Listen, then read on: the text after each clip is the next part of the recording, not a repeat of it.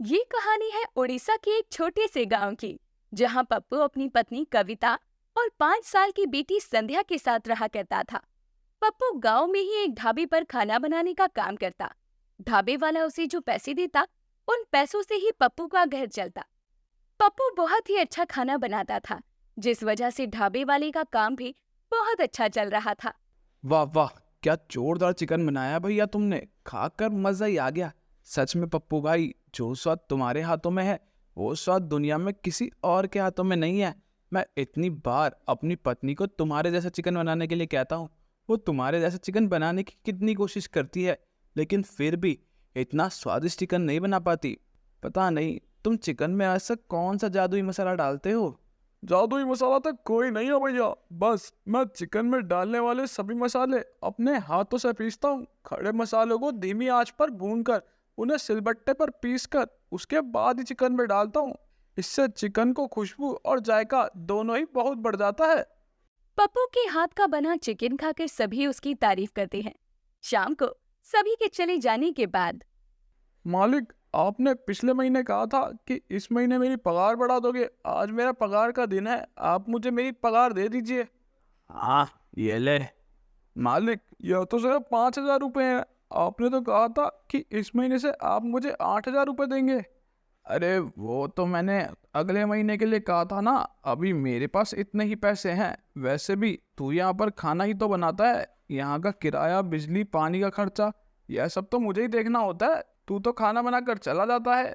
ढाबा है तो वहाँ पर खाना बनाने का काम तो होगा ही। और खाना बनाने में कितनी मेहनत लगती है। मैं पूरा दिन गर्मी में खड़े होकर चूल्हे के सामने चिकन बनाता हूँ, रोटियाँ बनाता हूँ, इतनी मेहनत करता हूँ। उसके बाद भी आप मुझे मेरी मेहनत के पूरे पैसे नहीं दे रहे। देख, मुझे अच्छी तरह पता है कि तू खाना बनाने में कितनी मेहनत करता है और कितनी नहीं। एक पतीले में भरकर चिकन बना देता है। कौन सा तुझे पूरा 10 घंटे तक चिकन बनाना होता है। चिकन बनाकर बाकी समय रोटियां ही तो सेकता है। अब तो मैं तुझे अगले महीने भी ज़्यादा पगार नहीं दूंगा। तेरी जितनी पगार है उतनी ही रहेगी। देखिए मालिक, आप जानते हैं कि दूसरे ढाबे वाला रखो मुझे महीने के 10,000 रुपये देने को भी तैयार था, लेकिन आपसे वफादारी की वजह से ही मैंने उसके साथ काम नहीं किया। अब आप मेरे साथ ऐसा मत कीजिए। मैं बहुत मेहनत करता हूँ। अगर आप मेरी पगार नहीं बढ़ाएंगे तो मुझे मजबूरन कोई और काम ढूंढना पड़ेगा। इतने पैसों में मुझे मेरा घर चलाना बहुत मुश्किल लग रहा है। अच्छा अच्छा, तो तू मुझे धमकी दे रहा है कि तू कहीं और काम ढूंढ लेगा तो मेरा ढाबा बंद हो जाएगा क्या? जा, तुझे कहीं और जाकर काम ढूंढना है तो जा ढूंढ। आज मैं तुझे नौकरी से निकाल देता हूँ। कल से यहाँ पर आने की कोई जरूरत नहीं है। पप्पू की पगार बढ़ाने की बात पर उसका मालिक उसे काम से ही निकाल देता है। पप्पू बड़े ही उदास मन से काम ढूंढने के लिए दूसरे ढाबे वाले राजू के पास में पहुंच जाता है। अरे पप्पू, आओ तुम यहाँ पर। कहो कैसे आना हुआ। भैया, आपको एक खाना बनाने वाले की जरूरत थी ना, मैं उसी के लिए आया हूँ। मुझे नौकरी की जरूरत है। माफ करना पप्पू भैया, लेकिन मैंने अभी पिछले हफ्ते एक खाना बनाने वाले को रखा है और मेरे पास इतने पैसे नहीं हैं कि एक साथ 2 लोगों को काम पर रख सकूं। अगर तुम थोड़े दिन पहले आते तो मैं तुम्हें ही नौकरी पर रखता। यह तो तुम अच्छी तरह जानते ही हो। अगर आगे मुझे कभी खाना बनाने वाले की जरूरत होगी तो मैं तुम्हें बता दूंगा। ठीक है राजू भैया, कोई बात नहीं। राजू के ढाबे पर भी पप्पू को नौकरी तो नहीं मिलती और वो इस बात से बहुत परेशान हो जाता है। इससे अच्छा तो मैं पहले ही राजू भैया के यहाँ पर काम करने लग जाता, तो मेरे पास आज ढंग का काम तो होता। मालिक की वजह से ना तो मैं घर का रहा ना घाट का। पप्पू यही सब सोचता हुआ अपने घर पहुंचता है। अरे आ गए आप थोड़ी देर बैठिए, मैं अभी आपके लिए खाना लेकर आती हूँ। नहीं कविता, रहने दो। आज मेरे खाने खाने का बिल्कुल मन नहीं है। क्यों, क्या हुआ जी? आज आपने ढाबे पर ही खाना खा लिया क्या? ढाबे का तो नाम भी मत लो कविता। मैंने मालिक से पगार बढ़ाने की बात कही तो उन्होंने मुझे नौकरी से ही निकाल दिया। मैंने दूसरी जगह भी काम के लिए पूछा, लेकिन वहां मुझे कोई काम नहीं मिला। अगर आज काम नहीं मिला तो कोई बात नहीं, कल काम मिल जाएगा। लेकिन इस तरह से चिंता करके कुछ हासिल नहीं होगा। आप खामखा अपना खून मत जलाइए। हाँ पिताजी, माँ बिल्कुल ठीक कह रही है। मेरी टीचर भी कहती है, जब हम परेशान होते हैं तो हमारा खून जलता है और हम कमजोर हो जाते हैं। मैं नहीं चाहती कि आप कमजोर हो जाओ, इसीलिए आप परेशान मत हो और खाना खा लो। अपनी बेटी संध्या की बात सुनकर उन दोनों के चेहरे पर मुस्कान आ जाती है। संध्या अपने हाथों से पिताजी को खाना खिलाती है। तभी कविता कहती है, देखिए, चिकन तो मैंने बनाया है, लेकिन जब आप चिकन बनाती हो तो उस चिकन का स्वाद कुछ अलग ही आता है। मैं चाहे जितनी भी कोशिश कर लूं, आप जैसा चिकन बना ही नहीं पाती। खड़े मसालों को भूनती हूँ, उन्हें सिलबट्टे पर भी पीसती हूँ, पर आपके हाथ के चिकन और मेरे हाथ के चिकन के स्वाद में जमीन आसमान का अंतर होता है।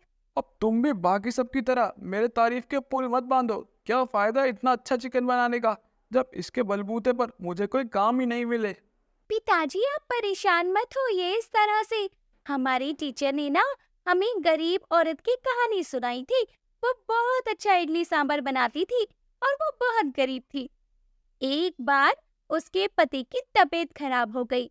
उसने इडली सांभर बनाकर बाजार में बेचना शुरू कर दिया और उसने इडली सांभर बेचकर बहुत सारे पैसे जोड़े। फिर उन पैसों से उसने अपने पति का इलाज करवाया।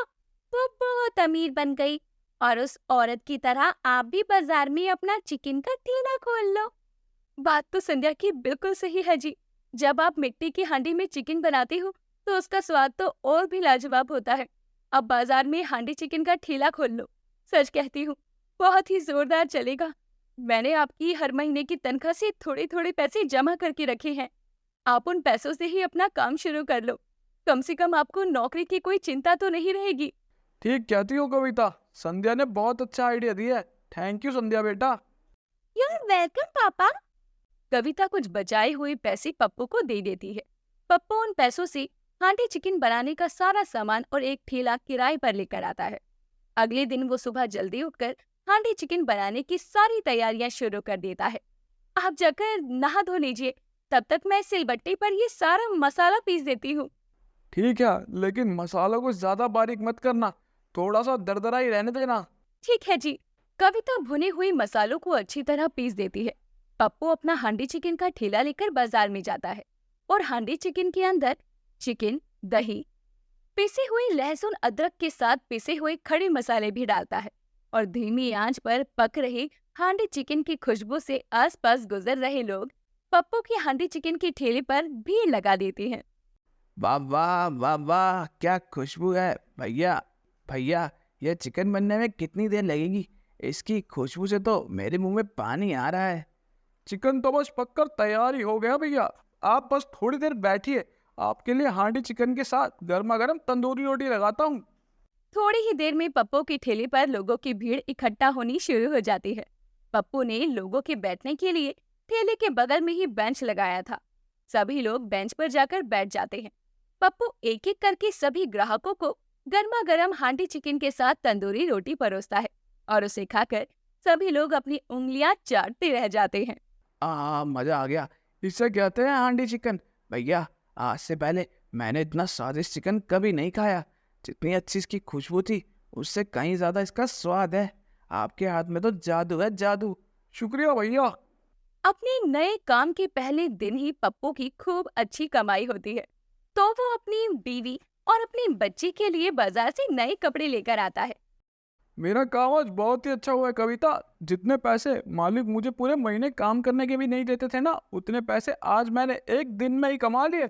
इसलिए मैं तुम दोनों के लिए नए कपड़े लेकर आया हूँ। यह देखो संध्या, मैं तुम्हारे लिए नई फ्रॉक लेकर आया हूँ, और कविता, तुम्हारे लिए ये नई साड़ी लेकर आया हूँ। वाह पापा, ये फ्रॉक तो बहुत सुंदर है। मैं चाहती हूँ कि आपका काम इसी तरह चलता रहे, ताकि आप मेरे लिए हर रोज नई नई फ्रॉक लेकर आओ। संध्या की बात सुनकर वो दोनों हंसने लगते हैं। पप्पू का काम पूरे गांव में बहुत अच्छा चल जाता है। हर कोई उसे हांडी चिकन वाले पप्पू के नाम से जानने लगता है। लेकिन ढाबे पर काम से निकाले जाने के बाद उसके मालिक का काम बिल्कुल बंद हो जाता है, जिस वजह से उसे अपने किए पर बहुत पछतावा होता है। एक दिन वो पप्पू के पास जाता है। मुझसे बहुत बड़ी गलती हो गई पप्पू कि मैंने तुझे काम से निकाल दिया। तुम्हारे जाने के बाद मेरी तो ढाबा बंद करने की नौबत आ गई। मैं चाहता हूँ कि तुम फिर से मेरे ढाबे पर काम शुरू करो। माफ करना मालिक, लेकिन अब मैं अपने काम में ही खुश हूँ। मैं अब दोबारा आपके ढाबे पर काम नहीं कर सकता। जहाँ से मुझे एक बार धोखा मिला हो, वहाँ मैं दोबारा धोखा नहीं खाऊंगा। जब मुझे पैसों की सख्त जरूरत थी, तब आपने मुझे काम से निकाल दिया। अब आप अपने ढाबे के लिए किसी नए खाना बनाने वाले को ढूंढ लीजिए। पप्पू की बात सुनकर धर्मपाल को अपनी गलती का बहुत पछतावा होता है और वो अपना चेहरा नीचे करके चुपचाप वहां से चला जाता है। पप्पू अपनी मेहनत से कुछ ही सालों में गांव में अपना हांडी चिकन का रेस्टोरेंट खोल लेता है और खूब तरक्की करता है। मीरपुर नाम के गांव में सुरेश नाम का एक मिठाई वाला रहता था। पूरे गांव में सुरेश की मिठाइयां बड़ी ही प्रसिद्ध थीं। आस पास के गांव के लोग भी सुरेश की दुकान की मिठाइयों का स्वाद चखने दूर दूर से आया करते थे, जिस वजह से सुरेश की मिठाई की दुकान पर हमेशा ग्राहकों की भीड़ लगी रहती थी। सुरेश भैया, तुम्हारी दुकान की मिठाई में जो स्वाद है वैसा स्वाद कहीं और मिलना बहुत ही मुश्किल है। इस बार दिवाली पे मैं अपने सभी रिश्तेदारों के लिए तुम्हारे यहाँ से मिठाई खरीदना चाहता हूँ, इसलिए तुम मेरे लिए 5 किलो केसर बर्फी बना कर रखना। ठीक है भैया, आप निश्चित रहिए, मैं आपके लिए 5 किलो केसर बर्फी बनाकर तैयार कर दूंगा। आपके रिश्तेदारों के लिए मैं ऐसी बर्फी बनाऊंगा कि सभी मेरी केसर बर्फी के दीवाने हो जाएंगे। और बस सुरेश, थोड़ी मिठाई हमारे लिए भी बना दे। सोच रहा हूँ कि इस बार दिवाली पर सब गांव वालों को 1-1 किलो मिठाई बांटूं। बना लेगा ना तुम इतनी मिठाई? इतनी सारी मिठाइयों का ऑर्डर सुनकर सुरेश के मन में पैसों का लालच आ जाता है। वो मन ही मन इतनी सारी मिठाई से होने वाले मुनाफे के बारे में सोचने लगता है। तभी ठाकुर साहब उसे कहते हैं, अरे भाई सुरेश, किस दुनिया में खो गया? अगर तू इतनी मिठाई नहीं बना सकता तो कोई बात नहीं, मैं लल्लन हलवाई के पास से मिठाई बनवा लूंगा। अरे नहीं नहीं ठाकुर साहब, इतनी सी मिठाई तो मैं बहुत आराम से बना लूंगा, आप चिंता मत कीजिए। मैं दिवाली से 1 दिन पहले आपको सारी मिठाई बनाकर दे दूंगा। चलो ठीक है, मैं तुम्हें आधे पैसे एडवांस में दे देता हूँ, बाकी जब तुम मिठाई देने मेरे घर आओगे तब ले लेना। मिठाई के एडवांस पैसे देकर ठाकुर साहब वहाँ से चले जाते हैं और सुरेश घर जाकर अपनी पत्नी शीला को सारी बात बताता है। इतनी सारी मिठाई हम दोनों इतने कम समय में कैसे बनाएंगे? और अब तो गांव से मंगवाया हुआ शुद्ध घी भी खत्म होने वाला है। आप एक काम कीजिए, धीरज भैया को फोन करके गांव से घी मंगवा लीजिए। भला हमें गांव से भी घी मंगवाने की क्या जरूरत है, जब बाजार में गांव से सस्ते दाम पर घी मिलता है। बाजार का घी सस्ता है इसलिए क्योंकि वह शुद्ध नहीं है, और अगर हम मिलावट वाले घी से मिठाइयाँ बनाएंगे ना तो उनका स्वाद भी अच्छा नहीं लगेगा। और अगर मिलावट वाले घी से बनी मिठाइयाँ खाकर लोग बीमार हो गए तो हम क्या करेंगे?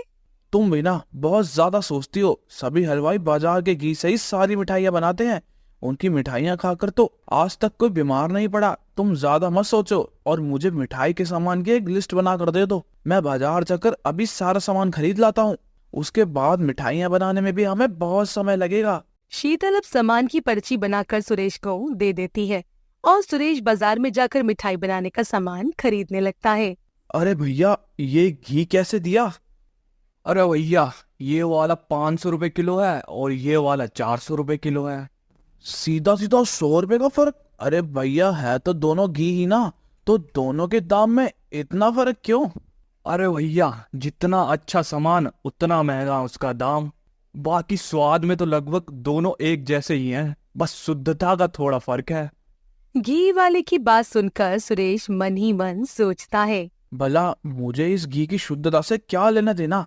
वैसे भी इसी घी से सभी हलवाई मिठाई बनाते हैं और स्वाद तो इन दोनों का एक जैसा ही है, तो मेरा फायदा तो सस्ते वाले घी लेने में ही है। भैया, तुम मुझे 400 रुपए वाला घी दे दो, पूरे 20 किलो तोलना। सुरेश अब बाजार से सबसे सस्ते दाम वाला घी, मावा और चीनी खरीद लेता है और सामान लेकर अपने घर चला जाता है। तब शीतल कहती है, हे भगवान, ये आप कैसा सामान लेकर आए हैं? दूर दूर के गांव में आपकी मिठाइयाँ कितनी मशहूर हैं। आप क्यों पैसों के लालच में आकर अपने इतने सालों से बनाया हुआ नाम मिट्टी में मिलाना चाहते हैं? मेरी बात मानिए तो इस सामान को बदलवा कर अच्छा सामान ले आइए। आप क्यों खामखा अपने ही पैरों पर कुल्हाड़ी मारना चाहते हैं? अपनी पत्नी शीतल के इतना समझाने के बाद भी सुरेश उसकी एक बात नहीं सुनता और उसी सामान से सारी मिठाइयाँ बनाकर तैयार कर लेता है। इस बार की दिवाली हम धूमधाम से मनाएंगे। बहुत जी लिया हमने गरीबी के दिन।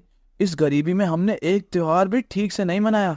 मैं जाकर ठाकुर साहब को ये सारी मिठाइयाँ पहुंचा कर आता हूँ। उनसे पैसे मिलते ही मैं तुम्हें बाजार में लेकर जाऊंगा।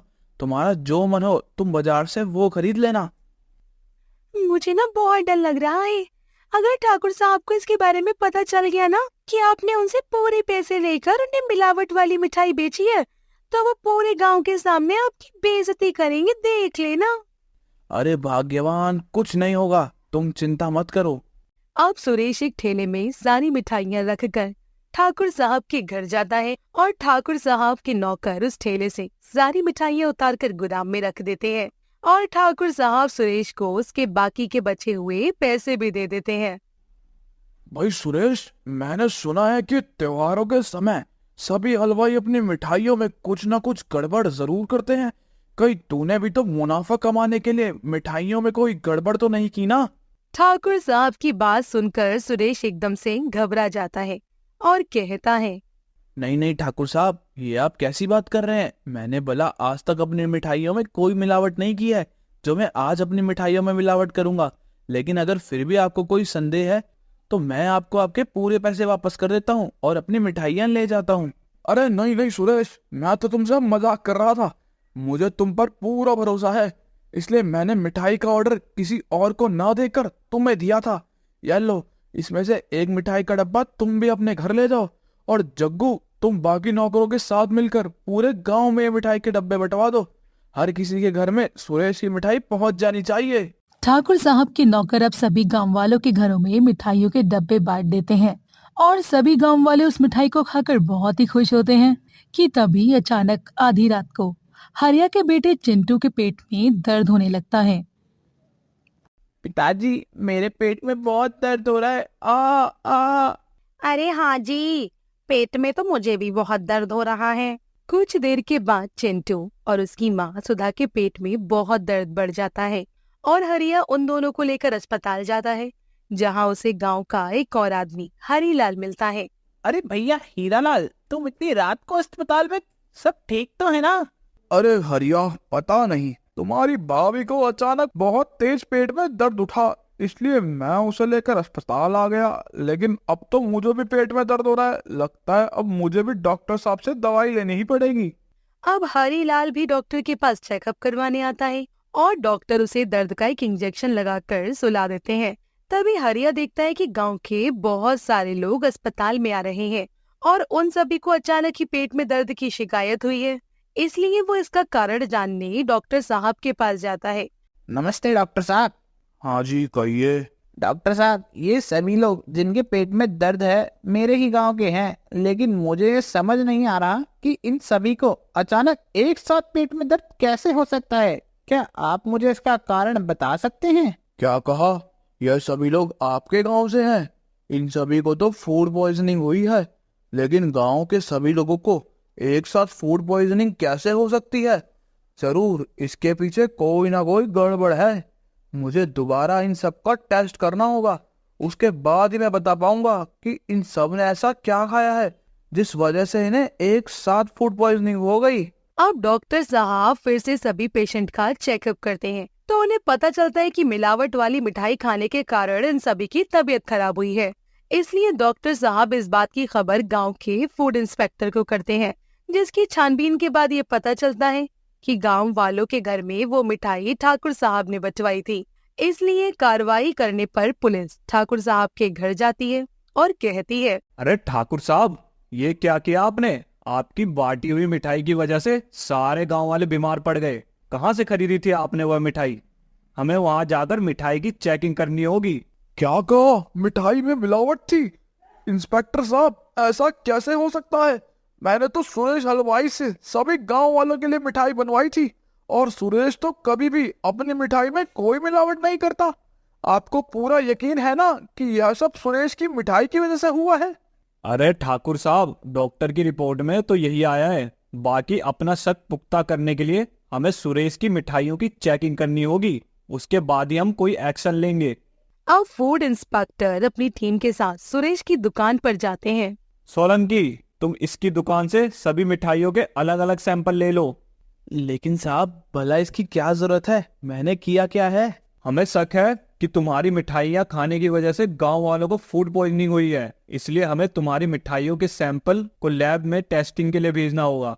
याद रखना, अगर रिपोर्ट में कुछ भी गड़बड़ हुई तो अच्छे खासे समय के लिए जेल में रहोगे तुम, और तुम्हारी ये दुकान हमेशा के लिए सील कर दी जाएगी। फूड इंस्पेक्टर की बात सुनकर सुरेश बहुत डर जाता है और अगले दिन फूड इंस्पेक्टर फिर से उसकी दुकान पर आते हैं।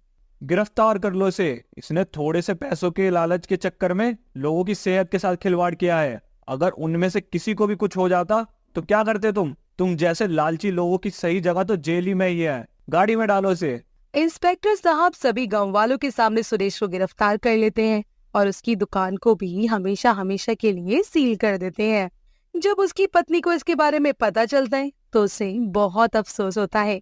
वो अपने गहने बेचकर कुछ पैसे जुटाती है और वकील के साथ जाकर सुरेश को रिहा करवा लेती है। अपने लालच की वजह से इतने सालों की कमाई गई इज्जत सुरेश बस कुछ पैसों के चक्कर में गवा देता है और सभी गांव वालों के सामने हमेशा हमेशा उसकी नजरें नीची हो जाती हैं। प्यारे बच्चों, इसलिए हमें कभी भी लालच में आकर कोई भी गलत काम नहीं करना चाहिए। हमारे पास जितना हो उसी में संतोष करना चाहिए और मेहनत करते हुए सफलता की सीढ़ी पर आगे बढ़ना चाहिए।